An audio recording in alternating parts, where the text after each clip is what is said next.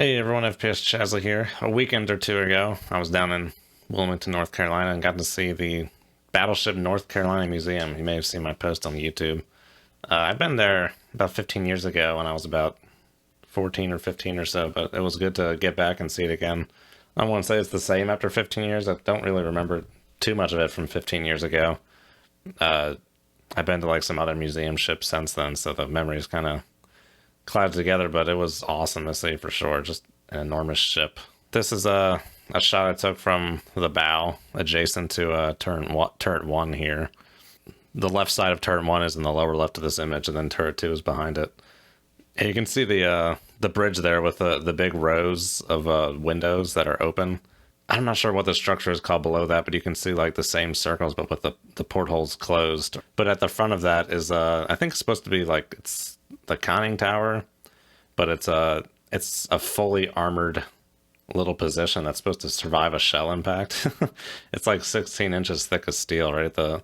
It's right above turret 2 and like right to the left of those closed port covers there. You can kind of just make it out here. I've subscribed to the Battleship New Jersey channel on YouTube, and the curator there, Ryan Szymanski, says that 16-inch armored space may survive a direct 16-inch shell impact, but the energy transfer is going to turn anyone inside it to jelly. So, but yeah, then the open windows there are the bridge on that same level as the captain's quarters, just like, I don't know, a mere 10 feet, 3 meters behind the bridge, something like that. And then the level below, I believe it was the level below, but in that same vicinity is the admiral's quarters, which is probably 5 times as big as the captain's quarters. The North Carolina was meant to be a flagship for the Atlantic fleet, but that never happened because did the U.S. Navy really operate any battleships or anything in the Atlantic or carriers? I feel like that was all just Pacific because there really wasn't that much of a German naval threat. All right, so there's a little model showcase in the where you buy your tickets. There's a whole big fancy building there, and then they have this model of the USS North Carolina Virginia class submarine. Cool to see that. This thing was big. It was probably about 2 or 3 feet long. Pretty big model. Yeah, here in this Virginia, you can see the I think some of those panels or whatever those are on the sail there are a bit too relieved. And then you can see the wide aperture rays and the pump jet shroud and that one sonar that's at the bow of the boat there. But yeah, cool to see that huge model like that. All right, then this is walking up on the gangplank, coming up onto the battleship here. So right at the mid-lower right side of the screen, there's turret 3. This battleship has 3 turrets, 16-inch guns. You can see one of the shells down in the lower right there, mid-lower right. And then yeah, coming on here, I guess this would be the more like the port quarter kind of region coming onto the boat. Just insane how big the boat is, man.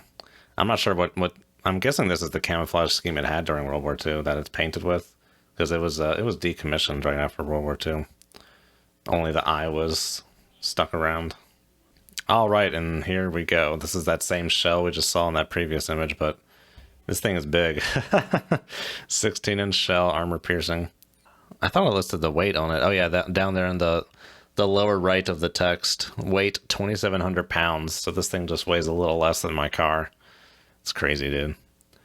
I don't know what's crazier, the fact that this relatively speaking small thing weighs 2,700 pounds versus a big ass car weighing 2,700 pounds. Goes to show you that a car is just mostly empty space with like some structure around it. You can shoot this thing 20 some miles away.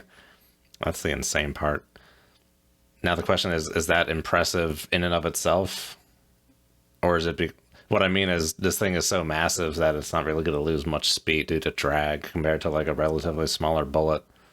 Like how far could a assault rifle bullet go if it didn't have to deal with drag versus this thing? But yeah, still impressive nonetheless. I'm assuming the muzzle velocity on this is much greater than an assault rifle. Insane. I can't imagine being on the receiving end of this thing. All right, but this is later in the tour. This is turret 2, so this is like I think you would call this the turret basket. So the middle there is the elevator. And that middle portion there, you can see the ring down there in the lower right and lower left. That portion rotates. And then if you look on the steel wall here, you can see like 270, 250, 240. So it gives you the relative bearing. So this shot is looking towards the stern from the bow to give you some orientation. And then you can see all these enormous 16-inch shells ringing the perimeter. I believe these are high explosive shells. I guess they were painted blue like that. So the AP shells are black with the yellow tip.